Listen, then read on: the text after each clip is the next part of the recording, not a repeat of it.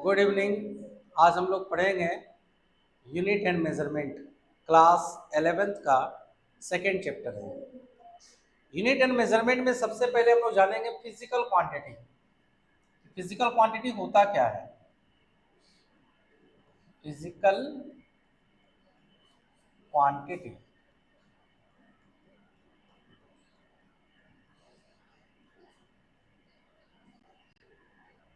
वह क्वांटिटी जिस पर फिजिक्स का लॉ वैलिड होगा और जिसको हम लोग मेजर कर सकें। जिस पर फिजिक्स का लॉ वैलिड हो और जिसको हम लोग मेजर कर सके उसको हम लोग बोलते हैं क्या? Physical quantity.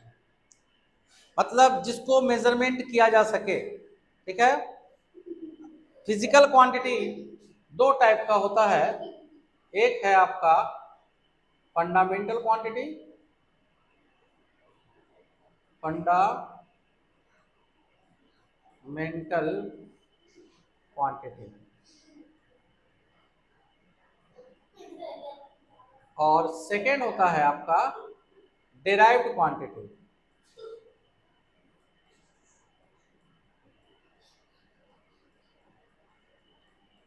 Derived quantity.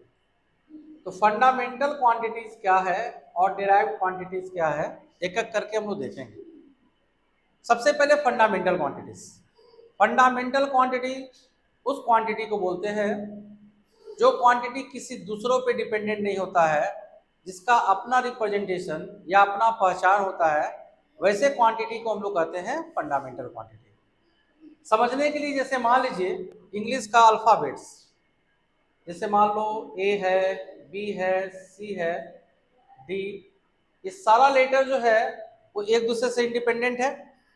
ये जरूरी नहीं है कि हमको बी लिखना है तो बी लिखने के लिए हमको ए पे डिपेंडेंट रहना पड़ा हो, डी लिखने के लिए सी जानना जरूरी है, ये जरूरी नहीं है। अगर हम बी लिख रहे हैं तो डी सी पे डिपेंडेंट नहीं है, या ई जो है वो ए बी सी डी किसी पर भी डिपेंडेंट नहीं है। सबका अपना अपना रिप्रेजेंटेशन है। ए को इस तरह से रिप्रेजेंट किया जा रहा है, बी को इस तरह से रिप्रेजेंट किया जा रहा है, मतलब सबका अपना अपना पहचान है। उसी तरह से फंडामेंटल क्वांटिटीज क्या हो गया कि वैसा क्वांटिटी जो दूसरों पे डिपेंडेंट नहीं हो, जिसका अपना पहचान हो, वैसे क्वांटिटी को हम लोग कहते हैं फंडामेंटल क्वांटिटीज। जैसे देयर आर 7 फंडामेंटल क्वांटिटीज। एक होता है आपका mass, length, time, temperature, electric current, quantity of matter,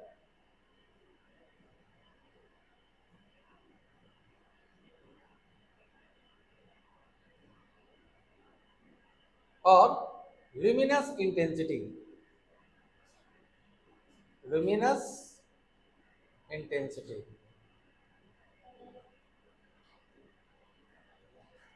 ये जो 7 क्वांटिटीज है ये सब एक दूसरे से इंडिपेंडेंट है। मास को लेंथ से कोई मतलब नहीं है, लेंथ को टाइम से मतलब नहीं है, मतलब सबका अपना अपना पहचान है। ये किसी दूसरे टर्म पे डिपेंड नहीं कर रहा है। तो वैसा फिजिकल क्वांटिटी जो दूसरों पे डिपेंडेंट नहीं करता है, वैसे क्वांटिटी को हम लोग कहते हैं क्या? फंडामेंटल क्वांटिटीज, जिसका अपना रिप्रेजेंटेशन हो। तो देयर आर 7 फंडामेंटल क्वांटिटीज। क्या क्या हो गया? मास हो गया, लेंथ हो गया, टाइम हो गया, टेम्परेचर हो गया, electric current, quantity of matter and luminous intensity. All these quantities are known as fundamental quantities. ये समझ आ गया फंडामेंटल क्वांटिटीज क्या होता है? अब सेकेंड में देखिए था क्या आपका derived quantities.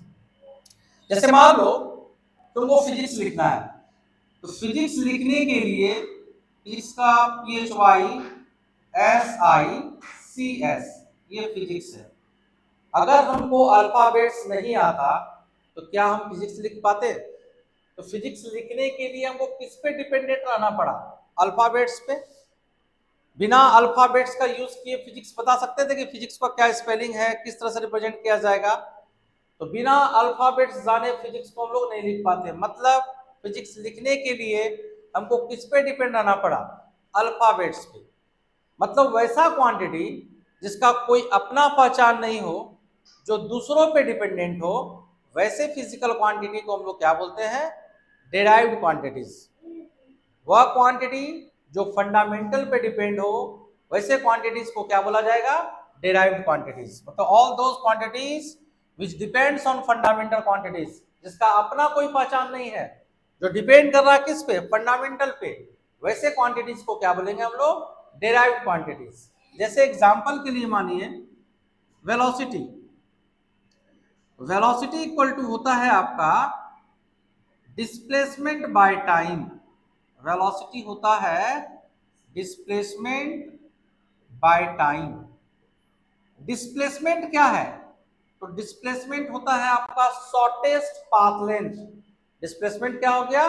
Shortest path length, मतलब लेंथ हो गया शॉर्टेस्ट पाथ लेंथ, और क्या है? टाइम। अब यहां पे देखिए, लेंथ पे डिपेंड किया वेलोसिटी, और किस पे डिपेंड किया? टाइम पर। लेंथ और टाइम कैसा क्वांटिटी था? तो ये आपका फंडामेंटल क्वांटिटी था। लेंथ और टाइम कैसा क्वांटिटी था? तो ये फंडामेंटल क्वांटिटी था। तो लेंथ और टाइम फंडामेंटल क्वांटिटी है, और वेलोसिटी डिपेंड किया लेंथ और टाइम पर। मतलब वेलोसिटी किस पे डिपेंड किया? फंडामेंटल क्वांटिटीज पे। तो वेलोसिटी आपका हो जाएगा डेराइव्ड क्वांटिटीज। वह क्वांटिटीज जो फंडामेंटल क्वांटिटी पे डिपेंड करता है, उसको क्या बोलते हैं हम लोग? Derived quantities. अगला एग्जांपल देखिए, एक्सेलरेशन। एक्सेलरेशन जो होगा, एक्सेलरेशन इक्वल टू पढ़े होंगे rate of change in velocity, है ना, और velocity by time. Acceleration equal to velocity by time. और ये वेलोसिटी क्या है आपका? शॉर्टेस्ट पाथ लेंथ, मतलब लेंथ बाय टाइम था velocity, shortest path length by time, और एक टाइम पहले से है यहाँ पे। एक्सेलरेशन भी किस पे डिपेंड किया? लेंथ पे और टाइम पे। लेंथ और टाइम कैसा क्वांटिटी था? फंडामेंटल क्वांटिटी था। मतलब ये भी जो हो गया, एक्सेलरेशन भी हो गया डेराइव्ड क्वांटिटीज, जो कि ये डिपेंड किस पे किया? फंडामेंटल क्वांटिटीज पे। तो फिजिकल क्वांटिटी पहले पढ़े हम लोग। फिजिकल क्वांटिटी क्या था? तो वह क्वांटिटी जिसमें फिजिक्स का लॉ वैलिड होता है और जिसको हम लोग मेजर कर सकते हैं, वैसे क्वांटिटी को हम लोग क्या बोलते हैं? Physical quantity. Physical quantity generally दो टाइप का हो गया, फंडामेंटल क्वांटिटी और डिराइव्ड क्वांटिटीज। फंडामेंटल क्वांटिटीज क्या हो गया? वह क्वांटिटी जिसका अपना रिप्रेजेंटेशन हो, जो दूसरों पे डिपेंडेंट नहीं हो, वैसे क्वांटिटी को हम लोग कहते हैं fundamental quantities. There are 7 fundamental quantities: mass, length, time, temperature, current, quantity of matter and luminous intensity। Fundamental quantities के बाद आया डेराइव्ड क्वांटिटीज।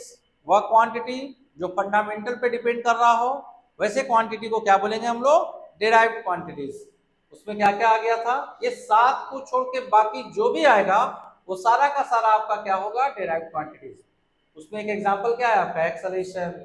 ये क्या हो गया? वेलोसिटी, फोर्स, ये सब का सब क्या है आपका? Derived quantities.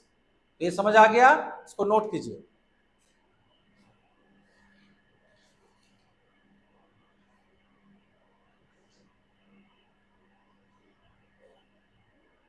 अगला पॉइंट है measurement of physical quantity. Physical quantity क्या होता है ये समझ गए, टाइप्स ऑफ फिजिकल क्वांटिटी जान गए। अब फिजिकल क्वांटिटी का मेजरमेंट। तो किसी भी क्वांटिटी को मेजरमेंट करने के लिए दो चीज का होना जरूरी है, एक उसका मैग्नीट्यूड और दूसरा उसका यूनिट। अगर किसी भी फिजिकल क्वांटिटी को मेजरमेंट कर रहे हैं, तो वहां यूनिट होगा और उसका मैग्नीट्यूड होगा। जैसे मान लो इस बोर्ड के लेंथ को मेजरमेंट करना है, इस बोर्ड के लेंथ को मेजरमेंट कर रहे हैं, तो बताएं इसका वैल्यू है 6 मीटर। तो यहां पर मैग्नीट्यूड बताएं 6 और यूनिट बताएं मीटर। तो जब तक किसी भी क्वांटिटी को मेजरमेंट करना हो, जब तक उसके यूनिट को नहीं बताएंगे, तो हम लोग उसको मेजर नहीं कर सकते हैं। मतलब किसी भी फिजिकल क्वांटिटी को मेजरमेंट करने के लिए क्या क्या जरूरी है? मैग्नीट्यूड और यूनिट। मैग्नीट्यूड का मतलब उसका न्यूमेरिकल्स वैल्यू है। जैसे मान लो इसी को मेजरमेंट करना था हमको सेंटीमीटर में, तो लिखते हैं हम लोग क्या?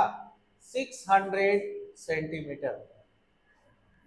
तो 600 जो हो गया वो इसका मैग्नीट्यूड हो गया, और सेंटीमीटर क्या हो गया, उसका यूनिट हो गया। मतलब किसी भी फिजिकल क्वांटिटी को अगर मेजर करना है तो दो चीज जरूरी है, एक मैग्नीट्यूड और दूसरा उसका यूनिट। फिजिकल क्वांटिटी का मेजरमेंट करना है, मान लो फिजिकल क्वांटिटी, फिजिकल क्वांटिटी को यहाँ पे रिप्रेजेंट किया जा रहा है क्यू से। इसको मेजरमेंट चाहिए, एक मैग्नीट्यूड, मैग्नीट्यूड और दूसरा क्या है, यूनिट। मैग्नीट्यूड को, फिजिकल क्वांटिटी को क्यू से रिप्रेजेंट किए, मैग्नीट्यूड के लिए टर्म एन लेते हैं और यूनिट के लिए यू। यहाँ पर एन जो है वो रिप्रेजेंट कर रहा है आपका न्यूमेरिकल वैल्यू को, मतलब मैग्नीट्यूड को, न्यूमेरिकल वैल्यू को रिप्रेजेंट कर रहा है ये, और यू जो है वो रिप्रेजेंट कर रहा है किसको, यूनिट को। यू रिप्रेजेंट कर रहा है यूनिट को और एन रिप्रेजेंट कर रहा है न्यूमेरिकल वैल्यू को। जैसे मान लो किसी बेंच का लेंथ मेजरमेंट करना है, तो फंडामेंटल क्वांटिटीज क्या हो गया, लेंथ, क्वांटिटी फिजिकल क्वांटिटीज क्या हो गया, लेंथ, जिसको हम लोग को मेजर करना है। तो लेंथ को मेजरमेंट करना है तो एक बार उसको मेजरमेंट किए मीटर में, तो बताए इसका लेंथ जो है वो है 1 मीटर। 1 क्या हो गया, न्यूमेरिकल वैल्यू, और मीटर क्या हो गया, यूनिट। अब अगर इसको सेंटीमीटर में मेजरमेंट करें तो मेजरमेंट तो लेंथ को ही ना कर रहे हैं, तो क्यू तो चेंज होगा नहीं। क्यू क्या था, फिजिकल क्वांटिटी, लेंथ को ही मेजरमेंट किया जा रहा है। इस बार जब इसको सेंटीमीटर में मेजरमेंट किए, ये हो गया 100 सेंटीमीटर। फिजिकल क्वांटिटी सेम रहा, सिर्फ यूनिट और न्यूमेरिकल वैल्यू चेंज हो गया। यहां पर न्यूमेरिकल वैल्यू आया 100 और यूनिट क्या है, सेंटीमीटर। यहां पर क्यू क्या हो गया, कांस्टेंट। लेंथ को मेजरमेंट किए, क्यू में कोई चेंजेस नहीं आया। क्यू इक्वल टू फॉर्मूला था आपका एन इंटू यू, यहां पर क्यू कांस्टेंट है तो कांस्टेंट इक्वल टू हो जाएगा, constant equal to N into U, मतलब N equal to constant by U. तो एन और यू में कैसा रिलेशन आया, तो एन और यू में इनवर्सली प्रोपोर्शनल का रिलेशन आया, यानी कि एक को इंक्रीज करेंगे, एन को, एन और यू में इनवर्सली प्रोपोर्शनल का रिलेशन आया, मतलब अगर एक टर्म इंक्रीज होगा तो दूसरा क्या होगा, डिक्रीज। जिसका न्यूमेरिकल वैल्यू लार्ज होगा उसका यूनिट क्या होगा, स्मॉल, मतलब जिसका मैग्नीट्यूड ज्यादा होगा उसका यूनिट स्मॉल होगा। जैसे यहां पर न्यूमेरिकल वैल्यू 1 था और यूनिट क्या था, मीटर। दूसरे केस में जब लेंथ को सेंटीमीटर में मेजरमेंट किए तो न्यूमेरिकल वैल्यू 100 है और यूनिट क्या है, सेंटीमीटर। तो न्यूमेरिकल वैल्यू इंक्रीज हुआ यहाँ पे, तो यूनिट क्या हो गया, स्मॉल। मतलब मीटर और सेंटीमीटर में सेंटीमीटर जो होगा वो स्मॉलेस्ट यूनिट होगा, मीटर के कंपेयर में सेंटीमीटर क्या होगा, स्मॉलर। इसका न्यूमेरिकल वैल्यू ज्यादा है इसलिए यूनिट क्या होगा, स्मॉलर यूनिट होगा। नोट कर लीजिए इसको भी। नेक्स्ट है आपका फंडामेंटल यूनिट और दूसरा क्या हो गया, derived unit. Fundamental unit,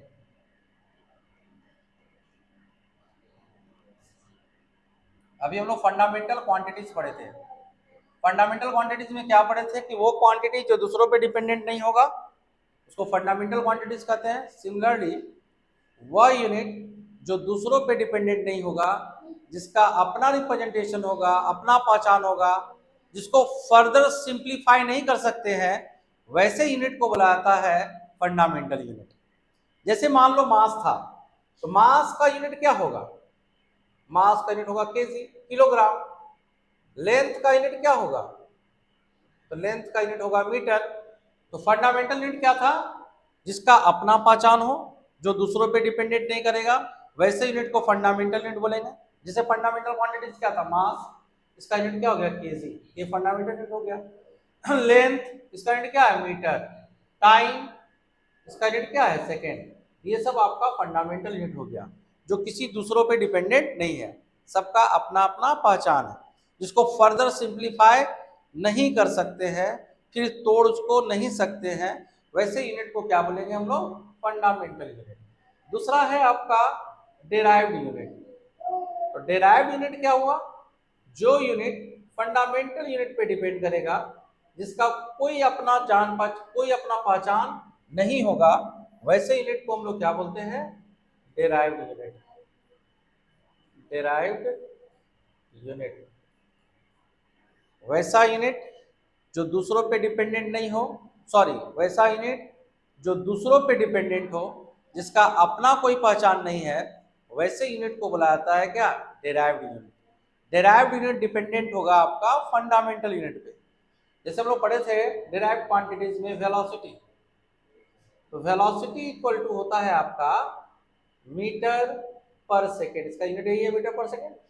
metre कैसा यूनिट था? फंडामेंटल। सेकेंड कैसा यूनिट था? फंडामेंटल। तो वेलोसिटी किस पे डिपेंड किया? फंडामेंटल यूनिट पे। ऐसा यूनिट हो जाएगा ये डेराइव्ड यूनिट। ये समझ आ गया फंडामेंटल यूनिट और डेराइव्ड यूनिट। अगला टॉपिक है system of unit. Next topic जो है आपका वो क्या है? System of unit. System of unit. System of unit में सबसे पहले आपका CGS system. CGS system. CGS system को फ्रेंच सिस्टम भी बोलते हैं। इस सिस्टम में लेंथ का यूनिट जो होगा वो सेंटीमीटर होगा, मास का जो यूनिट होगा वो ग्राम होगा, और टाइम का जो यूनिट होगा वो सेकेंड होगा। मतलब दो system in which unit of length, mass and time are centimetre, gram and second are called CGS system. Second है आपका एमकेएस सिस्टम। MKS system. तो जिस सिस्टम में लेंथ का यूनिट मीटर होगा, मास का यूनिट किलोग्राम होगा, और टाइम का यूनिट सेकेंड होगा, वैसे सिस्टम को क्या बोलेंगे हम लोग? MKS system. समझ आ रहा है? थर्ड है एफपीएस। एफपीएस। तो वैसा सिस्टम जिसमें लेंथ का यूनिट क्या होगा? फुट, मास का यूनिट क्या होगा? पाउंड, और टाइम का यूनिट क्या होगा? सेकेंड। वैसे सिस्टम को क्या बोलेंगे हम लोग? FPS system. तो सिस्टम ऑफ यूनिट्स में तीन पार्ट था, क्या क्या था? सीजीएस, एमकेएस और एफपीएस। इस तीनों सिस्टम का डिमेरिट क्या था? क्या डिमेरिट था इस तीनों सिस्टम का? तो डिमेरिट ये था, इसमें सिर्फ तीन ही फिजिकल क्वांटिटी के यूनिट के बारे में बताया गया था। वो क्या क्या था? तो मास, लेंथ और टाइम। जबकि टोटल बेसिक फंडामेंटल क्वांटिटीज जो था वो कितना था? 7, जिसमें से 3 के यूनिट के बारे में ही डिस्कशन किया गया था। बाद में जो सिस्टम आया वो था एसआई सिस्टम। इसको नोट कीजिए पहले। उसके बाद जो सिस्टम आया वो था आपका एसआई सिस्टम। इसको क्या बोलते हैं हम लोग? The international system of unit. हम लोग जो पढ़े सीजीएस, एमकेएस और एफकेएस में सिर्फ तीन ही फिजिकल क्वांटिटी के यूनिट के बारे में बताया गया था। एसआई सिस्टम में जितना भी फंडामेंटल क्वांटिटीज था उस सब के यूनिट को बताया गया उसमें। एसआई सिस्टम को हम लोग बोलते हैं इंटरनेशनल सिस्टम ऑफ यूनिट। ये मॉडर्न फॉर्म है और एक्सटेंडेड फॉर्म है किसका? मैट्रिक सिस्टम का। मैट्रिक सिस्टम किसको किसको बोलते हैं हम लोग? सीजीएस एंड एमकेएस को। ये this system was adopted by 11th general conference of weight and measure. ये फिजिक्स का एक सोसाइटी है जो ये डिसाइड करता है कि किसी भी फिजिकल क्वांटिटी का यूनिट क्या होगा। सोसाइटी को क्या बोलते हो? सोसाइटी को general conference of weight and measure. SI system में जितना भी फिजिकल क्वांटिटी था उस सारा फंडामेंटल क्वांटिटी के यूनिट के बारे में बताया गया। जैसे आपका था मास, तो मास का यूनिट क्या बताया गया था, केजी। एसआई सिस्टम में मास के यूनिट को क्या लिया गया, केजी। लेंथ के यूनिट को मीटर, टाइम के यूनिट को सेकेंड, टेम्परेचर के यूनिट को kelvin, electric current, electric current, electric current इसके यूनिट को बताया गया एम्पियर लिया गया। Quantity of matter, quantity of matter इसका unit mole. Luminous intensity,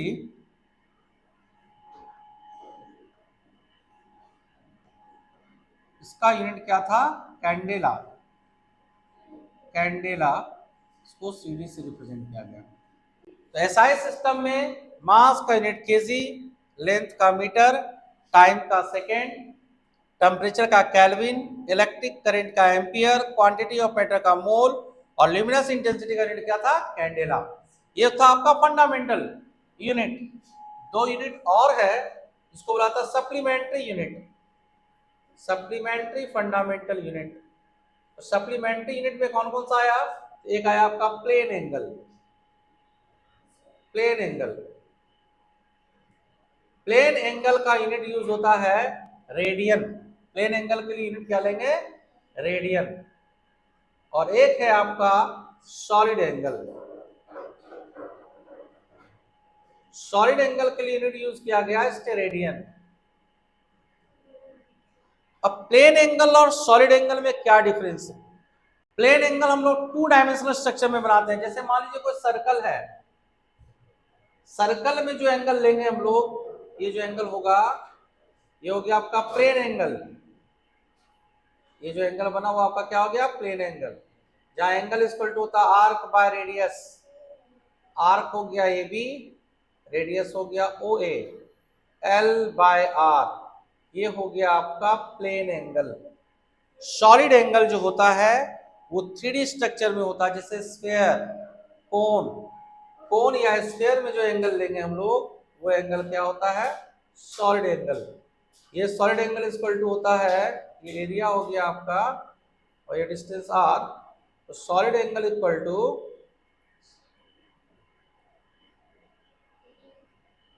A by r square. Plane angle 2D के लिए है और सॉलिड एंगल जो है आपका वो 3D के लिए है, इसको नोट कीजिए। अगला टर्म है coherent system, coherent system, coherent system. Coherent system क्या होता है, पहले हम लोग कोहेरेंट सिस्टम के बारे में जानेंगे। तो वैसा सिस्टम जिसमें डेराइव्ड यूनिट को हम लोग फाइंड करते हैं, फंडामेंटल यूनिट को सिंपली मल्टीप्लाई या डिवाइड करके बिना कोई न्यूमेरिकल वैल्यू यूज किए, तो वैसे सिस्टम को बुलाया जाता है क्या, कोहेरेंट सिस्टम। वैसा सिस्टम जिसमें डेराइव्ड यूनिट को फाइंड करेंगे हम लोग, फंडामेंटल यूनिट को सिंपली मल्टीप्लाई या डिवाइड करके बिना कोई उसमें न्यूमेरिकल वैल्यू डाले, वैसे सिस्टम को क्या बोलेंगे, कोहेरेंट सिस्टम। जैसे जानिए वेलोसिटी, तो जब वेलोसिटी का यूनिट लेते हैं हम लोग तो क्या करते हैं, मीटर के साथ सेकेंड को डिवाइड करते हैं, मीटर पर सेकेंड। तो दोनों फंडामेंटल यूनिट को डिवाइड किए बिना कोई न्यूमेरिकल वैल्यू डाले, यहाँ कुछ भी न्यूमेरिकल वैल्यू डाले क्या, तो वैसे सिस्टम को क्या बोलेंगे हम लोग, कोहेरेंट सिस्टम। जैसे एक और एग्जांपल लीजिए, मोमेंटम। मोमेंटम इक्वल टू होता है आपका मास इनटू वेलोसिटी। तो मास का यूनिट होता है आपका केजी और वेलोसिटी का होता है मीटर पर सेकेंड। यहाँ पर केजी के साथ किसको मल्टीप्लाई किया, मीटर पर सेकेंड को। केजी भी आपका फंडामेंटल यूनिट, मीटर भी फंडामेंटल यूनिट, सेकेंड भी फंडामेंटल यूनिट। तो यहाँ पर हम लोग क्या किए, फंडामेंटल यूनिट को सिंपली मल्टीप्लाई या डिवाइड करके हम लोग डेराइव यूनिट को फाइंड किए बिना कोई न्यूमेरिकल वैल्यू यूज किए। तो वैसे सिस्टम को बोलते हैं हम लोग coherent system. SI system is a coherent system. SI system कैसा सिस्टम है, कोहेरेंट सिस्टम है। एक होता है आपका रेशनलाइज सिस्टम या रेशनल सिस्टम। रेशनल सिस्टम क्या है कि जैसे मान लो एनर्जी, जनरली हम लोग काइनेटिक एनर्जी या मैकेनिकल एनर्जी का यूनिट जो लेते हैं हम लोग, वो क्या लेते हैं, जूल। जब हम लोग इलेक्ट्रिक एनर्जी का बात करते हैं, इलेक्ट्रिक एनर्जी का,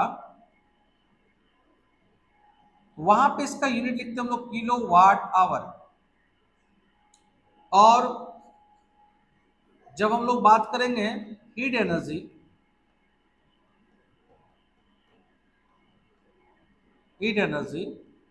तो वहां पे यूनिट लेते हैं इसका कैलोरी।